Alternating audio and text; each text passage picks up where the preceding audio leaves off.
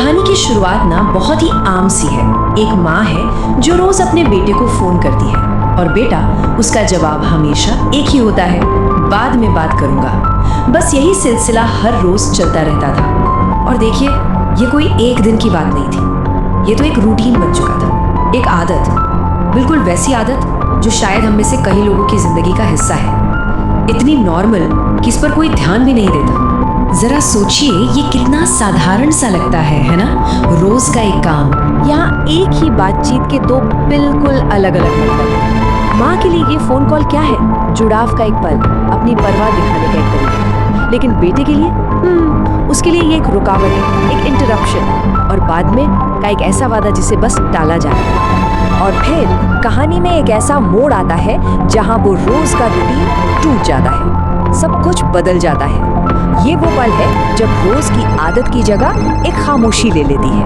फिर उस दिन भी फोन की घंटी बजी, बिल्कुल वैसे ही जैसे हर रोज बजती थी। सब कुछ पहले जैसा ही लगा, पर शायद तो अलग था। फोन उठाया गया, लेकिन लाइन की दूसरी तरफ से कोई आवाज नहीं आई, सिर्फ खामोशी, एक गहरी चुभने वाली खामोशी। जहां रोज माँ की आवाज गूंजती थी, आज वहां सिर्फ सन्नाटा था।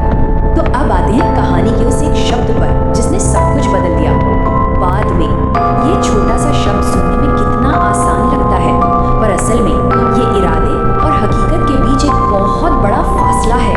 देखिए, बेटे के लिए बाद में का मतलब बड़ा सीधा था, जब मैं फ्री हो जाऊंगा तब कॉल करूंगा, मतलब बस थोड़ी देर के लिए टालना।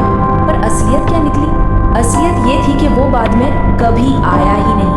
वो जो टेम्पररी डिले था, वो परमानेंट एंड बन गया। और यही इस कहानी का सबसे दुखद हिस्सा है। ये वो पल है जहां मैं करूंगा और मैं कर सकता के बीच की उम्मीद खत्म हो जाती है, क्योंकि करने का मौका बिना बताए हमेशा के लिए छिन जाता है। तो आखिर इस कहानी का सबक क्या है? वो कौन सी बात है जो ये खामोशी हमें सिखाना चाहती है? सबक बहुत ही सीधा है कि कभी कभी हमारा कहा हुआ बाद में असल में बहुत देर बन जाता है, एक ऐसी सच्चाई जिससे भागना मुमकिन नहीं। तो इस छोटी सी कहानी से हम क्या बातें समझ सकते हैं? पहले, कि रोज की आदतें हमें एक झूठा एहसास देती हैं कि सब कुछ हमेशा ऐसा ही रहेगा। दूसरी, कि एक ही बातचीत का मतलब और वजन हर इंसान के लिए अलग अलग हो सकता है। तीसरी, कि आने वाले कल की कोई गारंटी नहीं होती। और आखिरी, कि खामोशी में कभी कभी हजारों शब्दों से ज्यादा ताकत होती है। और अंत में ये कहानी हम सबको एक बहुत जरूरी सवाल सोचने पर मजबूर करती है।